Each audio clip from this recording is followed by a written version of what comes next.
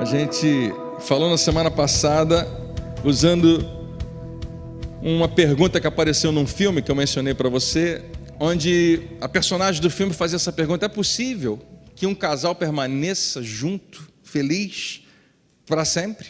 É possível que duas pessoas num relacionamento consigam viver felizes e isso não termine em algum momento, não canse, não desiste, não dê certo? É possível que continue até o final? Eu preciso saber.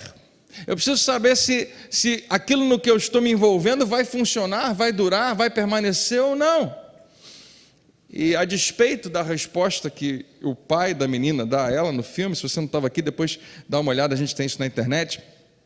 A despeito do que já falaram para você, do que você viu, do que você está vendo, mesmo que o relacionamento que você viu nos seus pais, nos seus avós, nos seus tios, nos vizinhos, nas pessoas que você conhece, em outros casais dessa igreja, ou seja, onde for, não são o ideal que você esperava. Ainda que o seu relacionamento não esteja lá, essas coisas, há algo em você, e há algo em mim, e há algo em cada um de nós que nos diz: eu acho que isso é possível, eu acho que é possível viver bem, feliz, unido para sempre. Eu não sei se eu vou conseguir, eu não sei se é possível para mim imediatamente, mas eu creio que isso é possível. Há algo dentro de nós que tem um anseio. E ainda que eu chegasse para você aqui hoje e tentasse convencer você do contrário, dissesse que não é possível, ainda assim você ia sair daqui dizendo: André, está errado. Eu acho que é possível sim, porque está dentro de nós. Não apenas é um desejo, há algo em nós que foi semeado na nossa genética. Parece que foi Deus que colocou isso lá. E há uma expectativa de que sim, aquilo que Ele planejou que um relacionamento fosse, pode ser. Você crê que pode ser? Eu creio. Pode ser. O que não ensinaram para a gente é que se apaixonar é a coisa mais fácil do mundo. Eu falei, se apaixonar, tudo que você precisa para se apaixonar é batimento cardíaco. Se você estiver funcionando, se você estiver vivo, se você fizer sombra, você consegue se apaixonar? Quer ver? Deixa eu fazer uma pesquisa, e não tenha vergonha de responder, porque você não vai ser o único. Quem aqui já se apaixonou por uma pessoa que apareceu na televisão e você nunca viu ela na sua vida? Levante sua mão.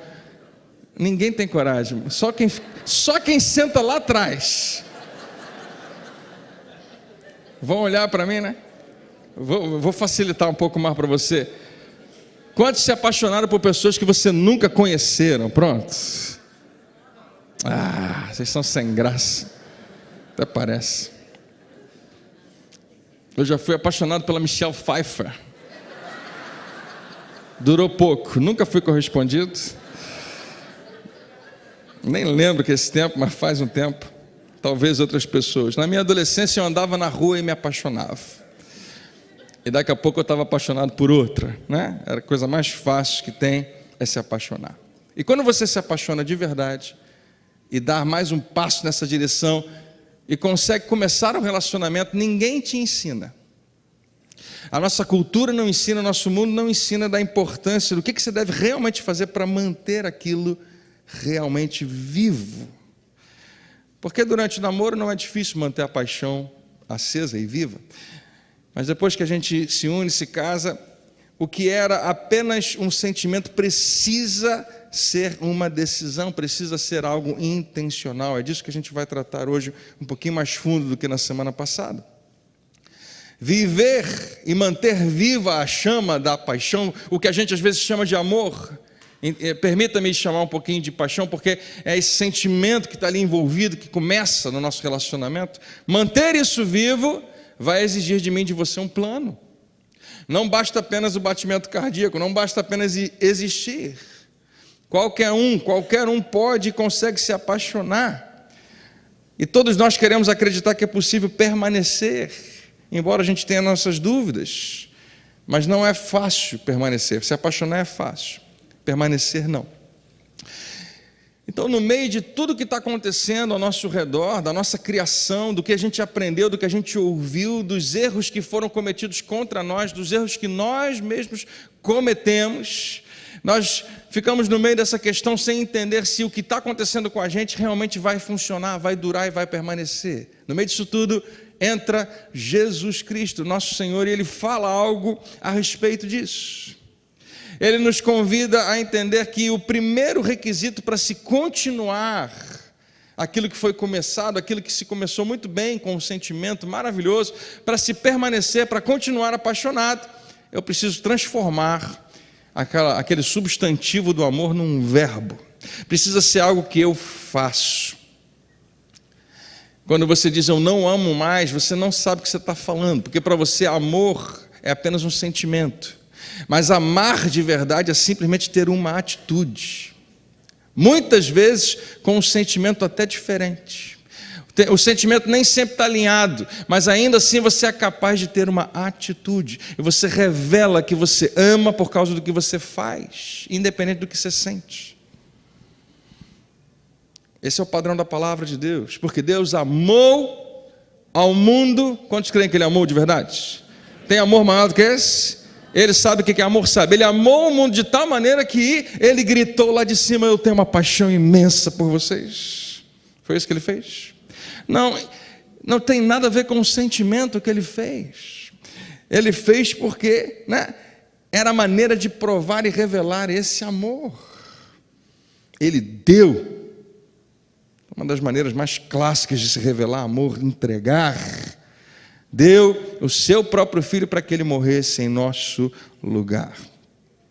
E como cristãos que nós somos, nós temos Jesus como esse modelo, como esse exemplo perfeito, incrível, nesse sentido.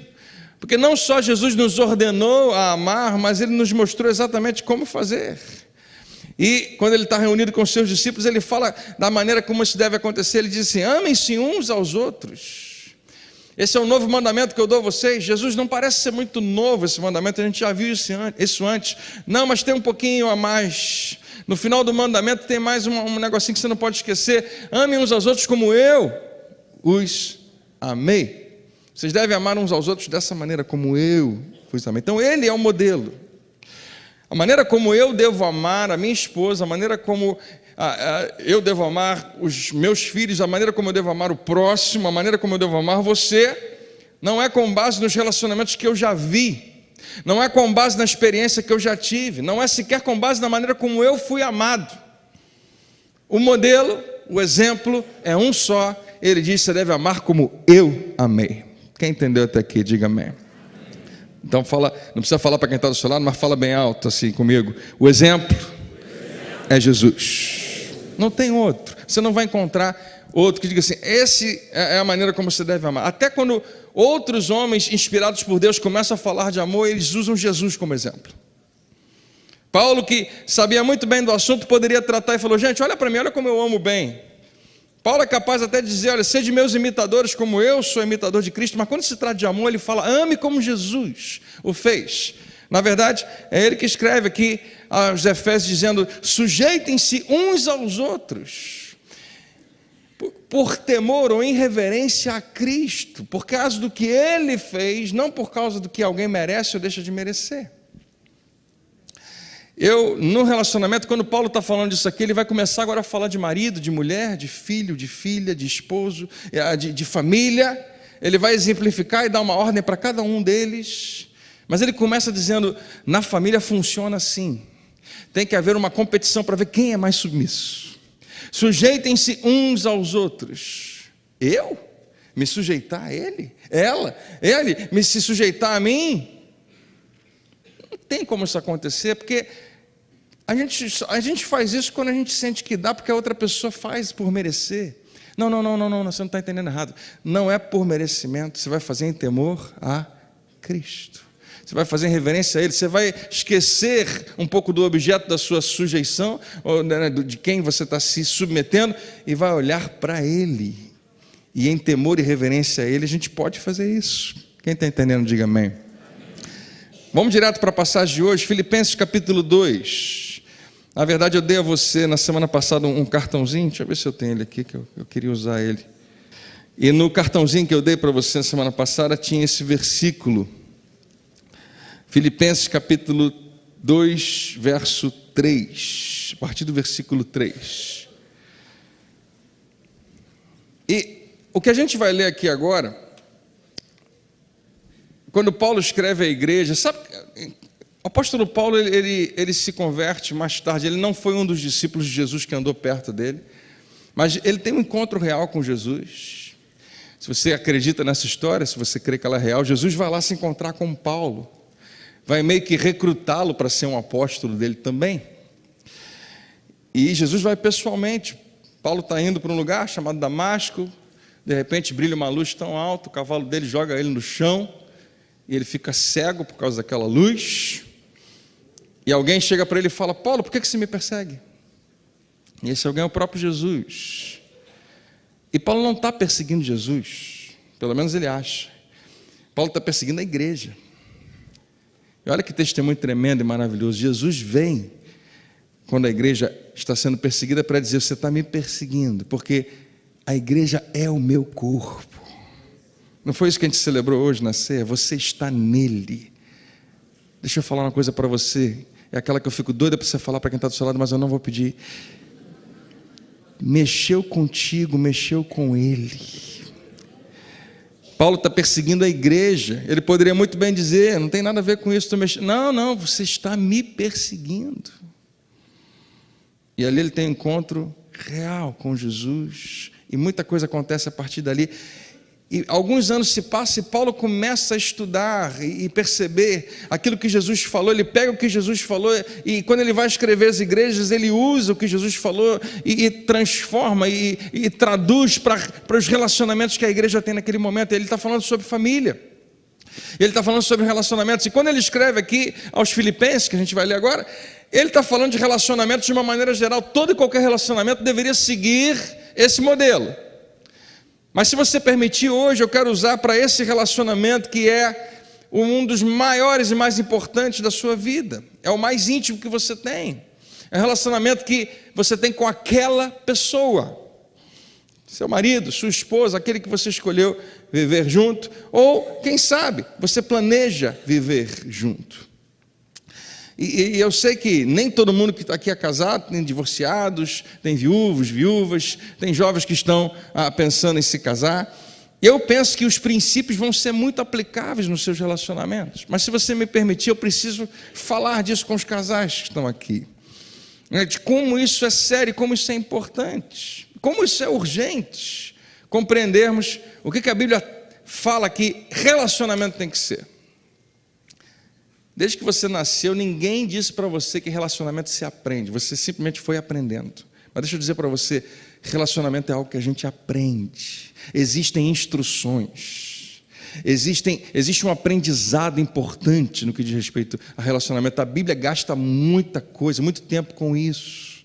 E se a gente abrir os ouvidos e os olhos, você vai estar focado no que Deus considera o que há de mais importante, que são os seus relacionamentos. Quem está pronto aí? Diga amém.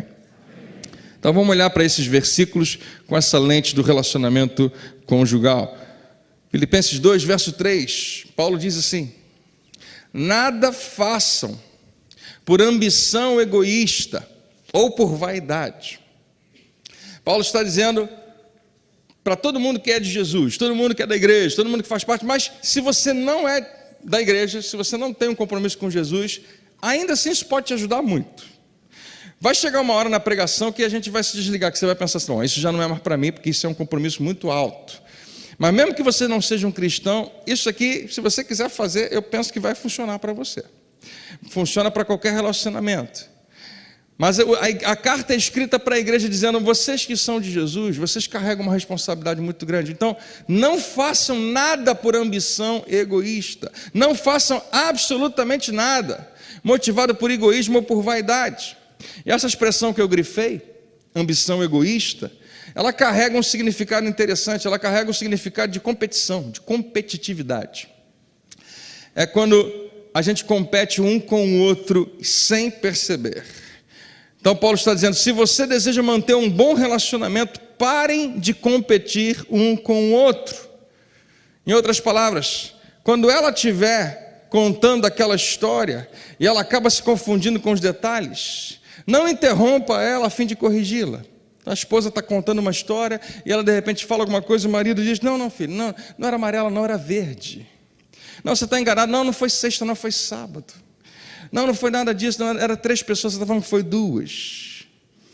Quando a gente interrompe, quando a gente tenta corrigir, a gente não percebe, existe um senso de uma questão de competição. Deixa ela contar a história errada.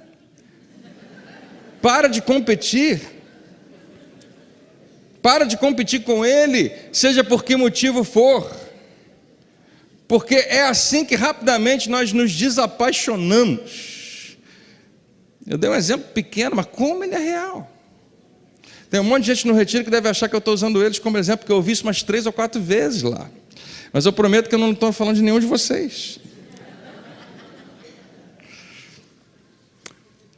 E Paulo, ele fala isso para a igreja. Nada faça por ambição egoísta ou por vaidade. E ele vai agora e diz, faça o contrário disso, na continuação do versículo. Ele nos manda fazer o oposto. E queridos, deixa eu parar aqui um minuto e dizer para você. O que a gente vai falar agora é o grande lance dessa mensagem. Essa próxima frase aqui é a base que Paulo vai usar para construir o restante do seu texto. E aqui que vai o grande desafio para nós. É aqui que você vai ser tentado a pensar, eu acho que não dá para mim.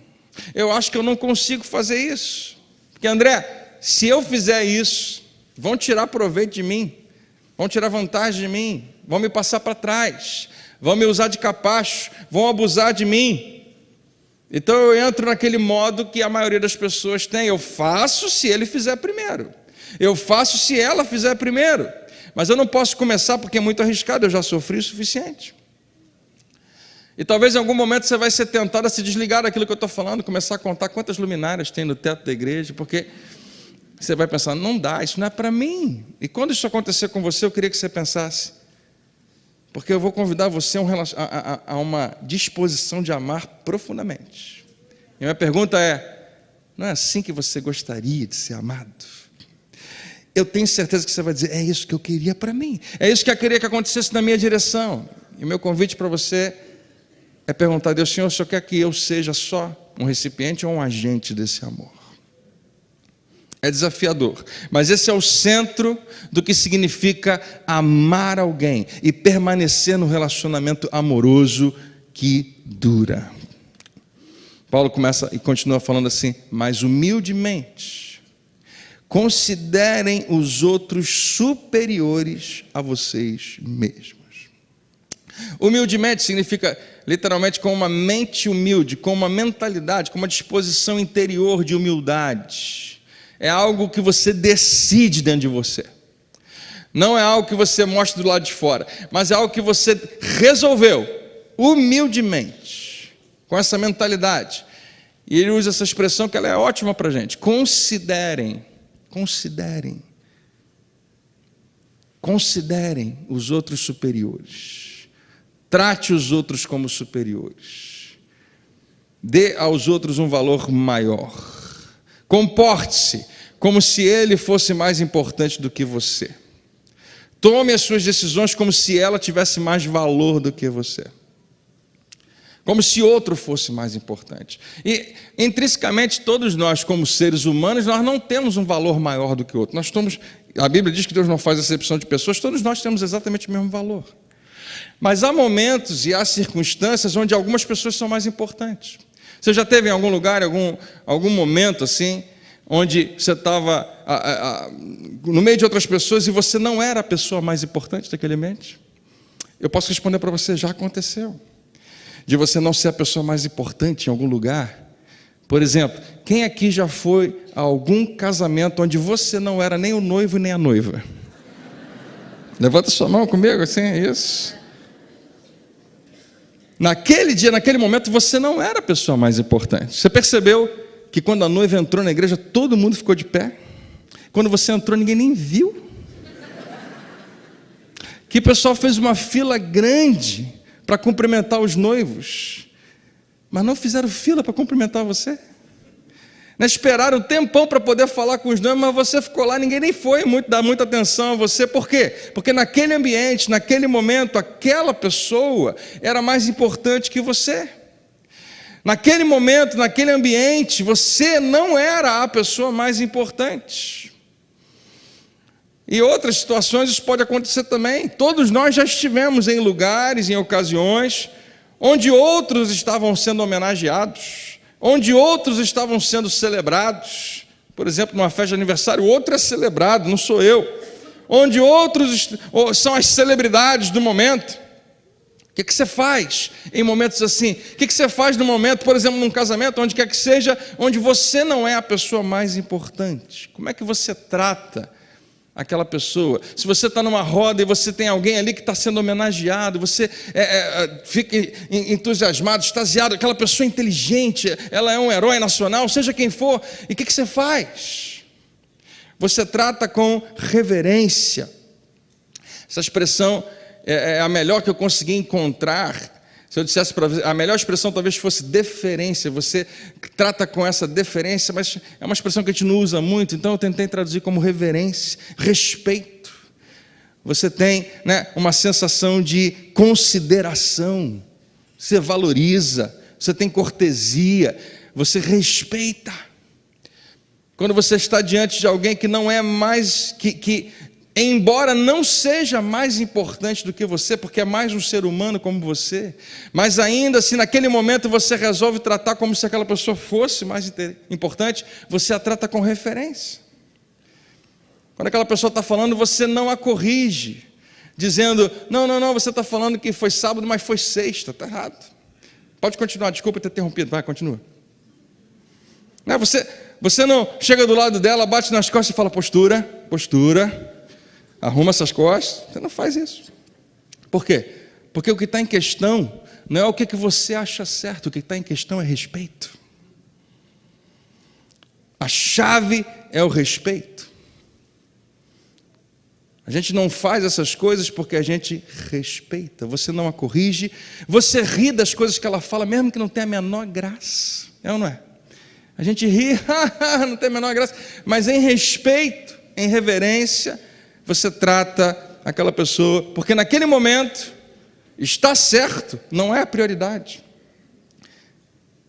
Naquele momento, estar certo não é a prioridade. Naquele momento, respeito é a prioridade. O que interessa para você, naquele momento, é isso, é respeito. E eu vou tratar você como se você fosse mais importante do que eu. Como se você tivesse mais valor do que eu. Você tem? Não. Humanamente falando, nós temos o mesmíssimo valor, mas eu decido. Essa não é a questão se você tem ou não tem. Naquele momento, eu escolho tratar você como superior a mim. Não importando quem você seja. Naquele instante eu ofereço a você respeito. Eu ofereço a você respeito através daquilo que eu faço, daquilo que eu falo, daquilo que eu não falo, da maneira como eu falo. Tudo isso revela respeito ou pode revelar desrespeito. Eu trato você como se naquele momento você fosse mais importante do que eu. E Paulo está me dizendo que é exatamente assim que eu devo tratar as pessoas que se aproximam de mim. E particularmente é assim que eu e você devemos tratar a pessoa pela qual, a pessoa que foi colocada ao nosso lado, que anda junto com a gente. É assim que eu sou convidado a tratar a pessoa pela qual eu me apaixonei, você também, se você deseja manter o relacionamento, se você deseja que ele permaneça e que ele dure. É assim que você deve tratar o seu marido. É assim que você deve tratar a sua esposa. Todo dia, o dia todo. Seja quais forem as circunstâncias, em cada e qualquer decisão, o tempo todo. Você deve responder e reagir como se ele ou ela fosse mais importante do que você. André, desculpa, mas eu protesto porque nós somos iguais. Inclusive existe toda uma briga por direitos iguais. Eu acho que todo mundo quer que a gente seja igual, e a gente entrou no relacionamento, cada um carrega 50% de importância. Como é que eu vou tratar ela ou ele como se ele fosse maior, mais importante? Nem merece. Claro que não merece. É por isso que a gente é convidado para fazer isso. Se merecesse, a gente faria naturalmente. A gente faria como uma resposta normal, uma consequência de a pessoa merece. Mas exatamente porque não merece, a Bíblia não diz para você para que ela é mais importante, mas diz que você deve tratá-la como se fosse. Está todo mundo dormindo? Só 4. André, eu acho que se eu fizer isso, ela vai se aproveitar de mim. Ele vai se aproveitar de mim. É possível. É bem possível. Não, peraí, André. Que garantia eu tenho de que isso vai trazer o retorno que eu quero em troca? Garantia? Nenhuma. Não, a Bíblia não traz nenhuma garantia. E nem é da minha conta, nem da sua. Mesmo assim, esse é o modelo bíblico de como nós devemos tratar aquelas pessoas que estão perto de nós. Pense na sua posse mais valiosa. Pense em alguma coisa que para você é o que há de mais valioso. Algumas pessoas têm um objeto, alguma coisa, um carro, seja o que for, que você considera a coisa mais valiosa. Como é que você trata essa coisa? Você a mantém bem cuidada. Você limpa. Se precisar, você dá polimento, né? Mantém brilhante. Você protege. Você coloca sob uma cúpula de vidro. Você envolve com a melhor moldura que você arrumar. Você tem prazer de mostrar para todo mundo, mas você tem um cuidado enorme de como os outros vão tratar aquilo. Você investe em mantê-la bem cuidada. E é assim que nós cuidamos do que tem valor para nós. Pessoas que se amam até o fim descobriram isso. Elas aprenderam a pegar aquilo que no início veio naturalmente como um sentimento e transformam em algo que agora vai ser intencional. Que é o que eu vou fazer porque eu quero fazer. E elas tomam a decisão de continuar fazendo isso todos os dias, em cada oportunidade que aparecer. E elas tratam a outra pessoa como se ela realmente fosse mais importante. E mais uma vez, eu não preciso ficar repetindo isso, não é que seja, mas a gente pode tratar como se fosse. Isso que significa que entre nós dois, você vem primeiro. Entre nós dois, a prioridade é você. E eu sei que o que eu estou falando, como eu disse para você, parece idealizado, irreal. E eu digo para você, talvez você não tenha visto muito ou quase nunca isso. Você nunca viu isso num relacionamento. Deixa eu dizer isso a você, isso é real. E quando você vê acontecer, você vai perceber como isso é poderoso. Imagina um casal assim, onde o outro sempre tem prioridade. Isso que Deus planejou. É assim que as pessoas que começaram se amando apaixonadamente permanecem se amando e continuam um relacionamento mesmo com tudo que a vida traz depois. E é assim que relacionamentos ficam melhores, mais profundos, mais íntimos, mais ricos. É assim que relacionamentos crescem. E no meio do caminho vão aparecer os obstáculos, vão aparecer as próximas responsabilidades, os filhos, as coisas da vida, os desafios. A vida vai acontecer. Mas em cada oportunidade o casal consegue manter essa reverência mútua, esse respeito mútuo e uma submissão mútua. É um casal que vai permanecer. E é uma decisão que você toma. É um verbo que você pratica. É um estilo de vida que você desenvolve. E quando duas pessoas fazem isso, é incrível.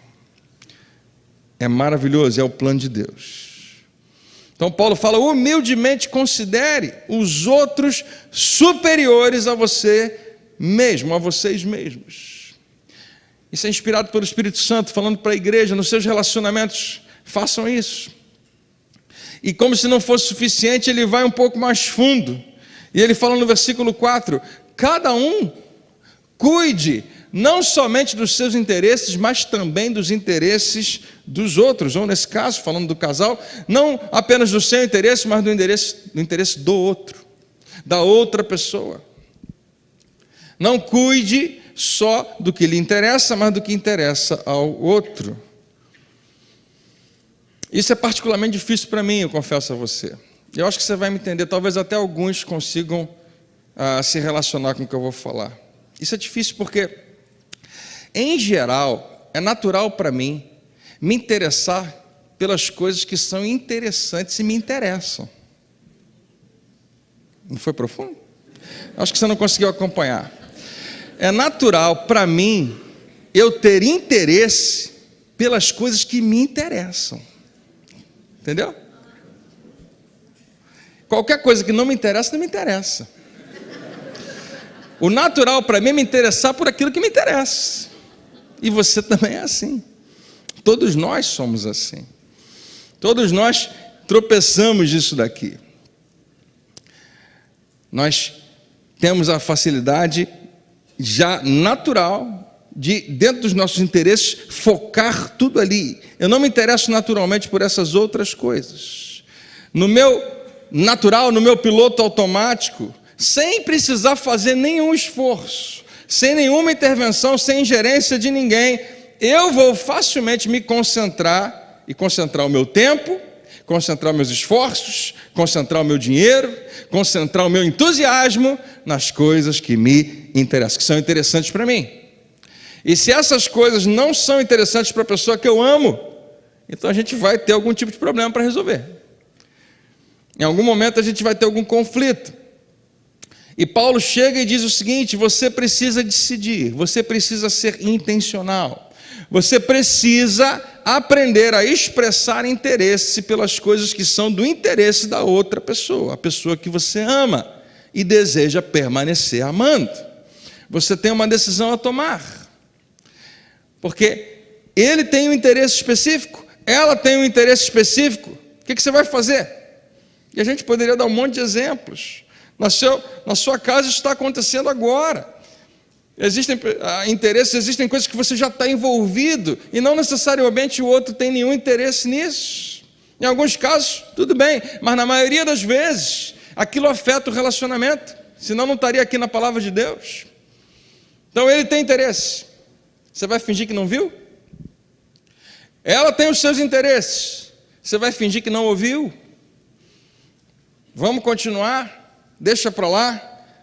Ou você vai se concentrar só no que interessa a você? Ou você vai, e essa é a palavra-chave, descobrir o que interessa a essa pessoa a qual você começou a amar e vai se mover nessa direção e vai ter uma atitude, porque é isso que você faz se quiser ter um relacionamento que dura.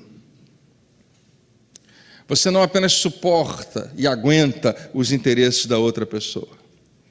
Tá, tudo bem, a gente vai viver junto, eu aguento, eu suporto. Não. Você descobre uma maneira de demonstrar interesse naquilo que interessa o outro. É impressionante como a gente ignora isso, mas isso é uma chave espiritual. Deus sabe que isso funciona muito bem. Eu já perguntei, já aconteceu algumas vezes eu perguntar para algumas esposas assim, e elas revelavam imediatamente que elas falhavam nessa questão do interesse. O seu marido trabalha com o quê?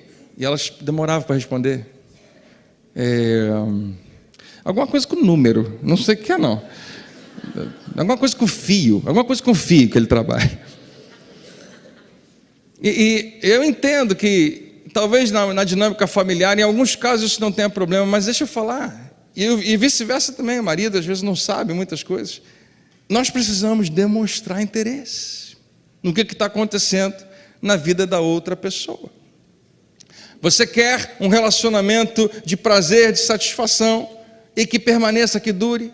Então você precisa sair um pouquinho da sua zona de conforto e aprender a expressar interesse pelos interesses da pessoa que você ama. Sabe o que é interessante? Você sabe fazer isso. Ao mesmo tempo que você pensa que é muito difícil, deixa eu falar, você sabe porque você já fez antes. Quando você se apaixonou, você descobriu o que a outra pessoa gostava e de repente, por algum tempo, você também se tornou interessadíssimo naquilo. Eu amo correr. Você ama correr? Eu também amo correr. Nunca correu na sua vida. Sou apaixonado, corro todo dia. Quantos quilômetros você corre? Um monte. É mesmo? Vamos correr junto? Claro, agora. Vamos embora, marcar, semana que vem. Você, meu Deus do céu, o que eu vou fazer agora? Liga para um amigo e fala, você corre. Você tem um tênis de corrida que não seja novo, precisa parecer usado. Mas você demonstra interesse porque interessa a ela ou interessa a ele. Eu estou doido para conhecer os seus pais, pode ser amanhã. A gente senta junto, conversa com ele, mesmo que não seja seu interesse, você mostra interesse. Seja isso, seja qualquer outra coisa. Quando você pensa no seu próprio relacionamento, como é que isso funciona? Demonstrar interesse para aquilo que não tem a menor, não me interessa em nada, mas é interessante para ele, é interessante para ela. Ela está ligada nisso, ele está ligado naquilo. Eu jogo vôlei na praia, não sei se você sabia.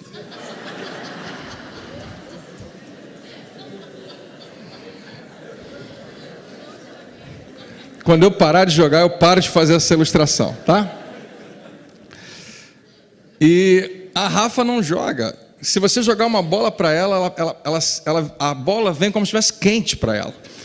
E ela tenta se esquivar, sair, né? Ela tem alguma questão, algum trauma de infância, não sei o que é, mas ela não curte esse negócio da bola vindo na direção dela, né? Talvez tenha machucado. E ela não se importa que eu acho que ela não se importa, de vez em quando ela me dá uns indiretos assim, né? Fala assim. Mas eu estou usando esse exemplo, não é bobo para a gente, porque de vez em quando ela aparece lá na praia. E o fato dela aparecer lá e me ver jogando, tem uma indireta aqui, vocês estão percebendo, né? Aquilo me faz bem demais, porque é a única torcida que eu tenho, não tem mais ninguém. Eu acho que ela torce por mim quando ela chega lá.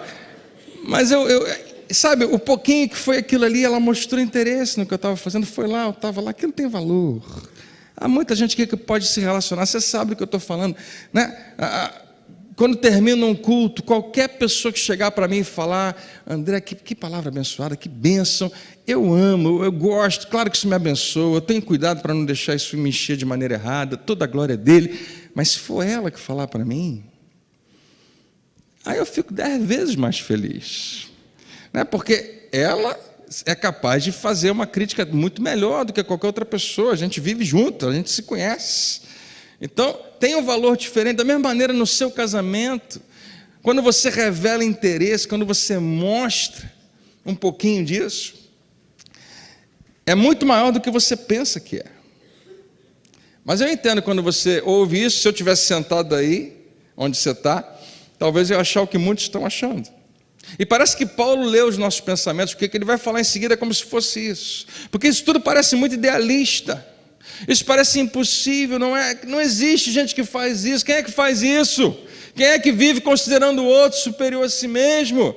Ô Paulo, você está sendo sonhador, você está exagerando.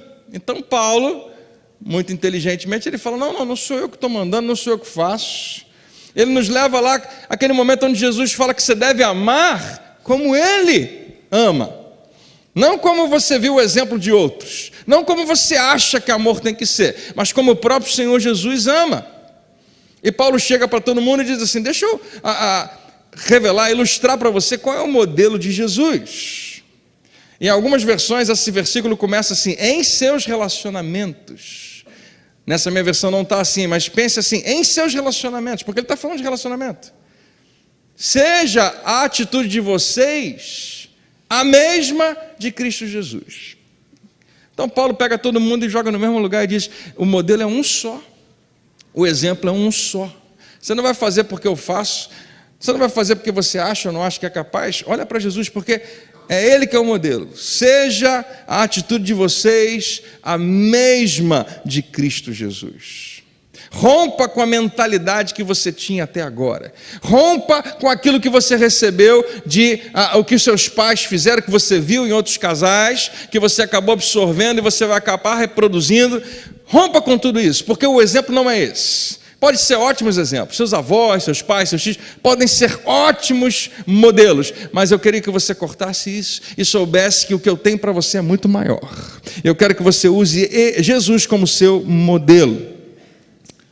A nossa cultura tem essa atitude, eu faço se você fizer, eu faço, mas você vai primeiro, é 50-50, cada um tem um pedaço, cada um tem, e Jesus vem e apresenta outro modelo.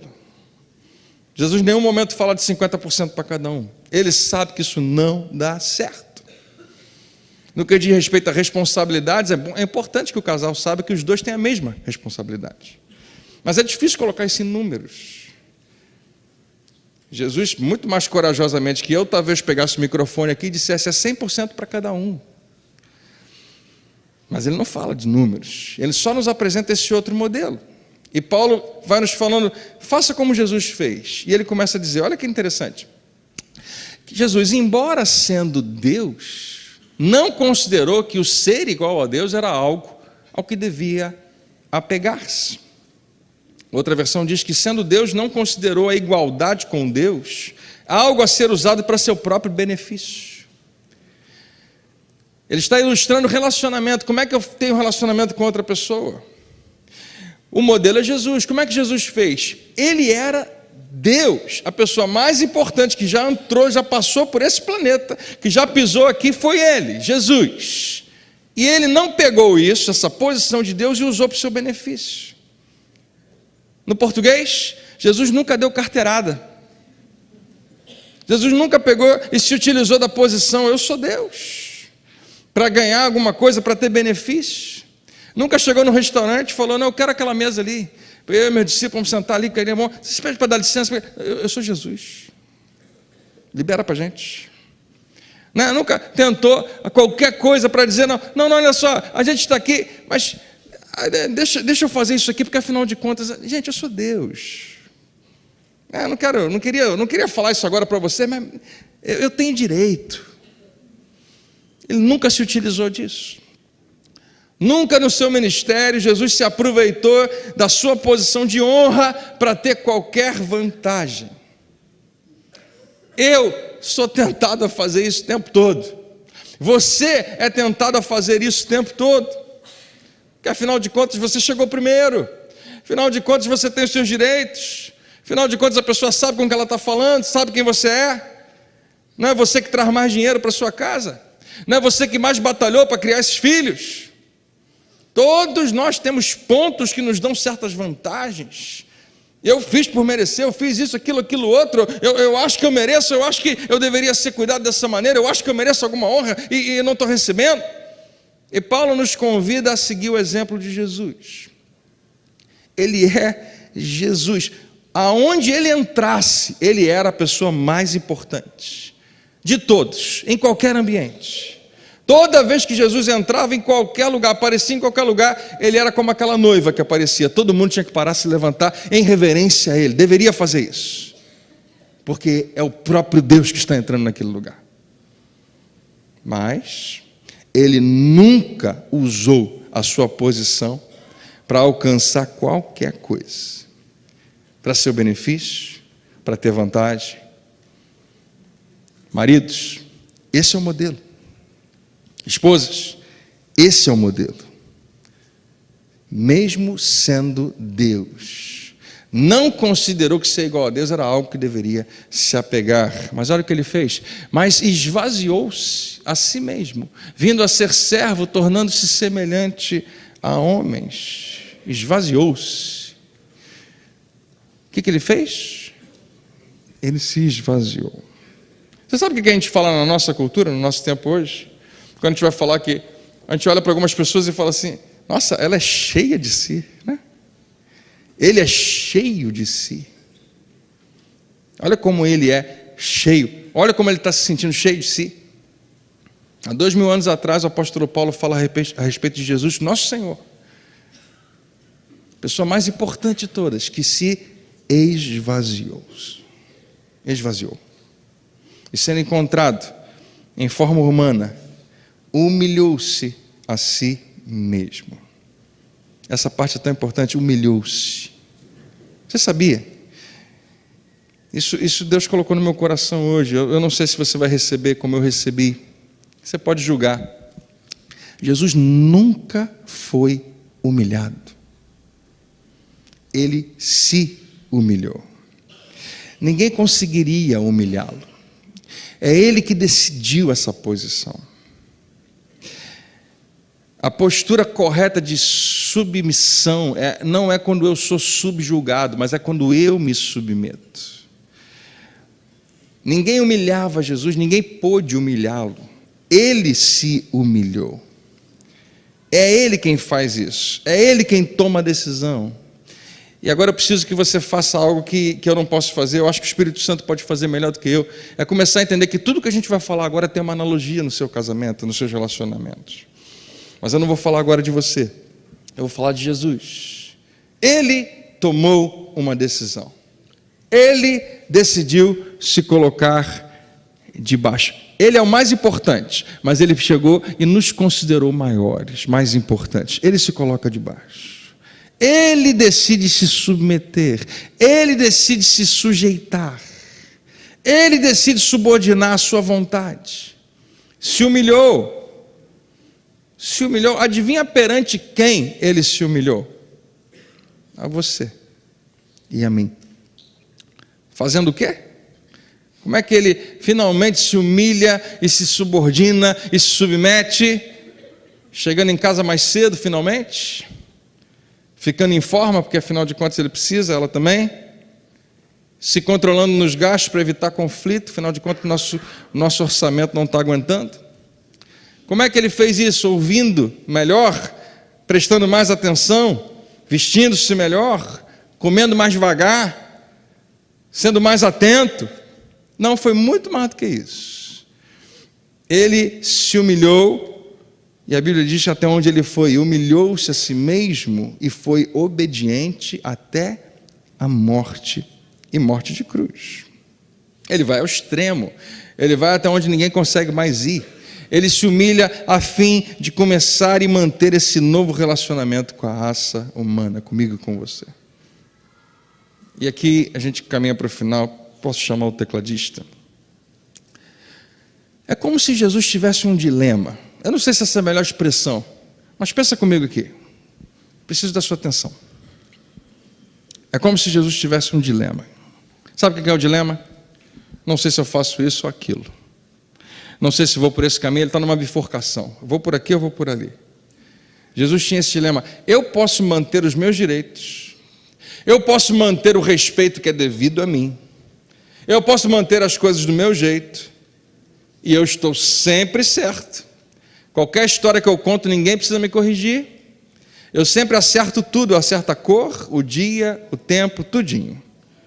E eu posso manter tudo aquilo que eu mereço. E não ter nenhum relacionamento com a raça humana. Nenhum.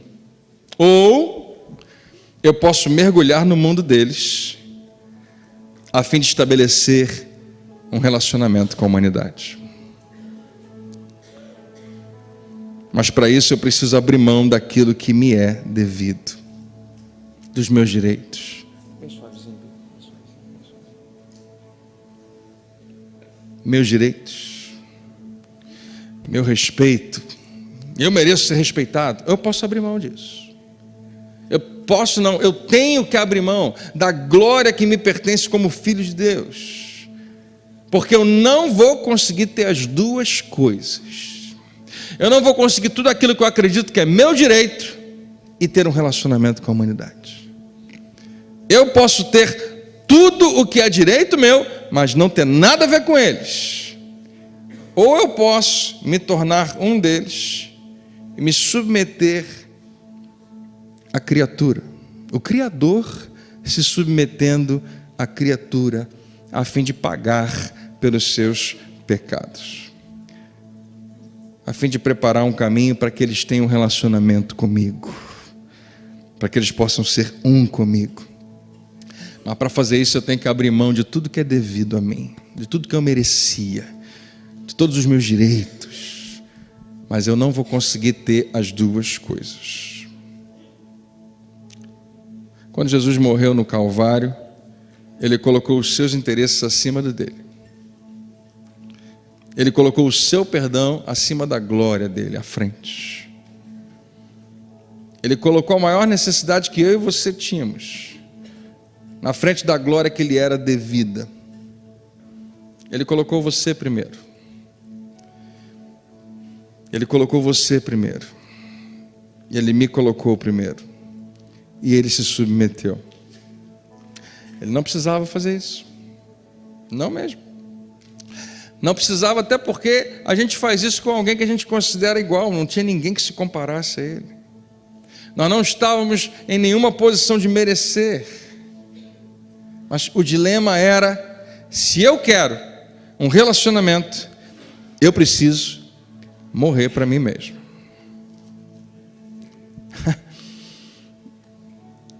Não tem como escapar disso. Se eu quero um relacionamento, tem algo em mim que vai ter que morrer. Se eu for exigir tudo que é devido a mim, eu não vou ter relacionamento. E o nosso Pai Celestial optou em Cristo pelo relacionamento. Ele preferiu o relacionamento ao respeito. Ele preferiu o relacionamento acima de qualquer outra coisa. Ele sabia que não dava para ter as duas coisas.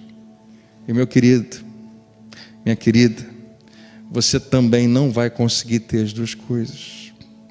E nem eu. Quando se trata daquele relacionamento, de intimidade, quando se trata daquela pessoa especial, quando se trata daquele relacionamento que você idealizou, se ele vai ser, o relacionamento vai ser aquilo que você deseja que ele seja, Deus deixou bem claro, parte de você vai ter que morrer. Parte de você vai ter que se submeter. Vai ter que se render, vai ter que ceder. Não dá para ter as duas coisas. Não dá para ter as coisas do seu jeito, por mais certo que você esteja, e ainda assim manter o relacionamento. Nós podemos sempre ganhar as discussões, as brigas, os argumentos. Nós podemos sempre conseguir provar os nossos pontos, porque nós somos bons nisso. Nós podemos ter as coisas do nosso jeito e ainda assim destruir os nossos relacionamentos. Ou nós podemos priorizar o nosso cônjuge, aquela pessoa que Deus colocou em parceria conosco, e subordinar a nossa posição, os nossos direitos, e abrir mão dos direitos, abrir mão até muitas vezes do próprio respeito. E você também. A gente está cansado de ver gente tentando ter as duas coisas e não consegue, mas continuam tentando. Talvez alguns aqui tenham tentado ter as duas coisas e o casamento foi embora, e tudo que sobrou foi alguém com quem você divide o quarto, divide algumas despesas. Tudo que você conseguiu foi um relacionamento onde você está sempre certo, mas nunca está feliz, nunca está satisfeito. Ou você passou os últimos anos fazendo de tudo para agradar alguém que nunca se satisfaz e não pode ser satisfeito. E você não consegue descobrir, mas você sabe, falta alguma coisa. É somente quando duas pessoas decidem: eu vou me submeter a você, você vai se submeter a mim, e nós vamos viver tendo um ao outro como prioridade. Quando isso acontece, nada é mais poderoso do que isso. E queridos, nosso Pai criou um potencial para isso acontecer, e não apenas Ele criou o potencial para isso acontecer, mas Ele enviou o seu Filho para ser o exemplo perfeito dessa atitude, para ser um modelo que a gente pode olhar e seguir.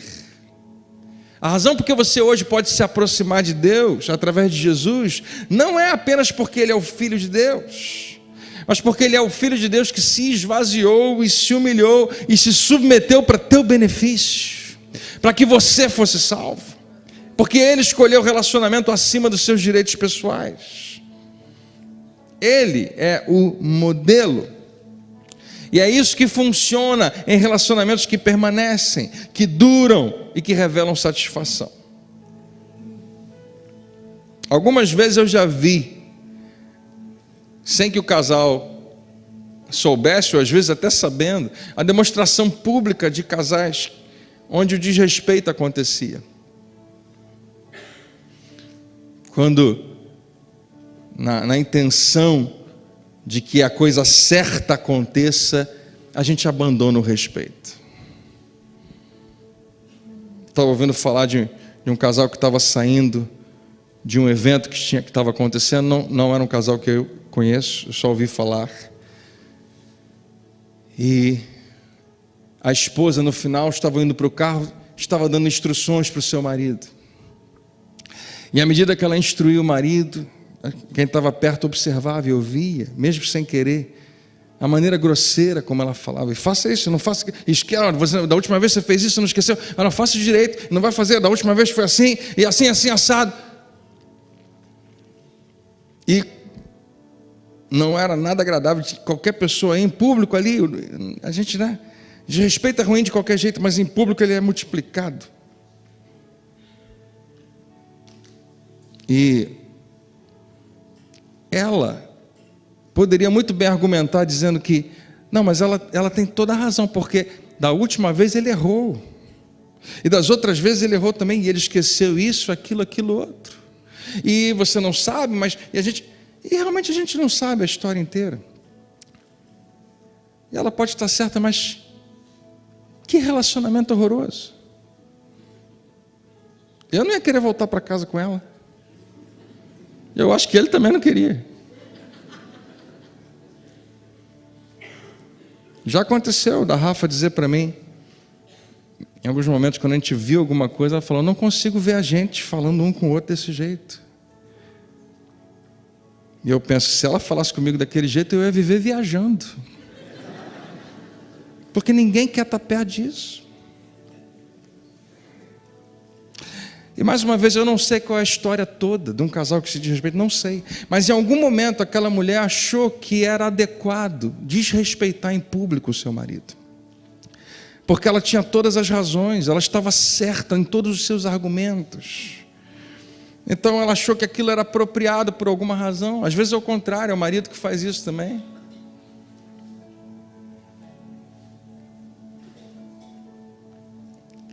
E mesmo que esteja tudo correto, ouça o que eu vou te falar, você pode passar o resto da sua vida estando certo. Você pode passar o resto da sua vida provando qual certo você está. Você pode passar o resto da sua vida ganhando todas as discussões e todos os argumentos. Você pode passar o resto da sua vida tentando corrigir a outra pessoa, colocá-la em forma, fazer ela do jeito que você queria. Mas no final disso tudo, o amor já vai ter saído pela janela há muito tempo atrás. Você não consegue ter as duas coisas. E você vai ter todos os argumentos para provar como você está certo. E você vai se sentar diante de um terapeuta, de um psicólogo, um aconselhamento familiar para casais, e você vai estar 100% certo todas as vezes, mas vai ter perdido o que havia de mais especial e mais essencial na sua vida, e aquilo que lá no fundo você mais queria. Jesus não veio ao mundo para provar que estava certo. Ele veio ao mundo para se humilhar e se submeter por você e por mim em favor desse mundo. E ao se submeter, ao se humilhar e ao morrer na cruz, ele abriu mão do direito de estar certo o tempo todo. Jesus poderia gastar o tempo todo aqui na terra apontando para as pessoas e dizendo como elas estavam erradas. Você está errado, está errado, está errado, está errado. Abaixa a tua mão, senão eu vou contar o pecado que você cometeu. Está errado, você está sempre errado. E ele sempre ia estar certo. Sempre. E nós não teríamos um Salvador. Nós não teríamos alguém que veio ter relacionamento conosco. Eu sei que você deve estar lembrando de uma expressão famosa que eu prefiro o relacionamento do que está certo. Eu prefiro amar do que está certo. André, você está dizendo então que eu não posso discutir nunca? Não? Não pode ter discussão? Não sei. Não sei se existem motivos talvez que você descubra que precisa. O que eu estou dizendo hoje é que em algum momento no seu relacionamento você vai ter que decidir. Eu vou ter as coisas do meu jeito, eu vou exigir os meus direitos, o que é devido a mim, eu vou argumentar até o final e provar que eu estou certo, mesmo que isso não leve a lugar nenhum. Ou eu vou abrir mão disso tudo, me esvaziar, me humilhar, me submeter e valorizar o relacionamento acima de qualquer outra coisa, porque eu não vou conseguir ter as duas coisas. André, não tem mesmo como ter as duas coisas, não. Se você quiser que o amor permaneça, você vai ter que abrir mão, assim como Jesus.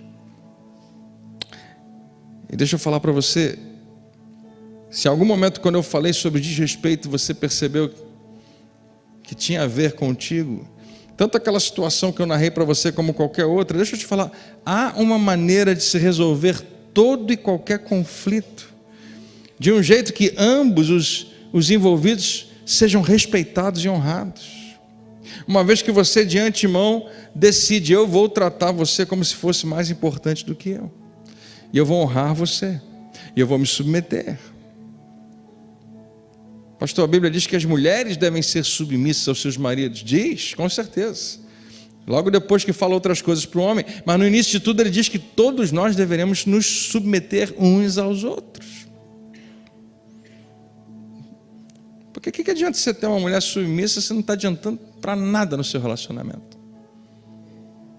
Se isso não é o que Deus convidou você a ter. Não, mas eu me submeteria se ele me amasse como Cristo amou a igreja. Nós temos todos os nossos motivos para não fazer o que Deus nos manda fazer. E mais uma vez, eu não estou aqui para garantir para você o que vai acontecer, mas eu acho, de todo o meu coração, que a fidelidade dele vai se revelar à medida que você simplesmente obedecer. Você recebe essa palavra? Imagina um casamento onde maridos e esposas são assim, mutuamente submetidos. Relacionamento vem antes dos meus direitos, de estar certo. Esse tipo de humildade é extremamente poderoso. Eu creio que esse tipo de relacionamento é invencível. Então, humildemente, por reverência a Cristo, considere os outros melhores do que você. E se você fizer isso, se ambos fizerem, e se isso se tornar um padrão do seu relacionamento, é provável que você fique apaixonado outra vez. Amém? Semana que vem a gente vai falar sobre emoções, porque eu sei que é a parte mais complicada disso. Mas essa semana eu queria convidar você a levar a sério o dever de casa. E se você não tem esse cartão, talvez eu não tenha um para te dar hoje, mas eu vou ler para você agora. E você vai ficar todo arrepiado aí, quer ver? Pense numa coisa que você poderia fazer para mostrar a alguém próximo que você o valoriza ou a valoriza acima de si mesmo. De que maneira específica você poderia demonstrar interesse em coisas que alguém que você ama considera as mais importantes? De que maneira específica você poderia demonstrar interesse em coisas que alguém que você ama considera as mais importantes? Que ato de serviço você poderia fazer por alguém que você ama, que o deixaria ou a deixaria muito surpresa? Sabe aquele negócio que a pessoa quase tem um infarto, né? Não acredito que ele fez isso ou aquilo, mas é algo bom, é algo bom. Que emoções vêm à tona quando você pensa em fazer essas coisas? O que impede essas ideias de se tornarem hábitos nos seus relacionamentos? E a última, o que você faria de diferente essa semana se o seu objetivo fosse amar de modo prático a pessoa mais próxima a você da maneira como ele ou ela deseja? Pastor, eu sei amar do meu jeito. Não dá certo, não funciona. Deixa eu falar para você, para de amar do teu jeito. Deixa eu repetir, para de amar do teu jeito. Nunca deu certo. Você tem que amar do jeito da pessoa que está sendo amada. Você deve amar da maneira como ela ou ele se sente amado. Senão não é amor. Não, mas eu sinto amor quando eu faço isso por si mesmo. Porque é isso que você faz para você se sentir amado também. É isso que muitas vezes você quer que seja feito por você. O que eu estou fazendo nessa igreja hoje, meu Deus? Alguns estão pensando, né? Vamos ficar de pé?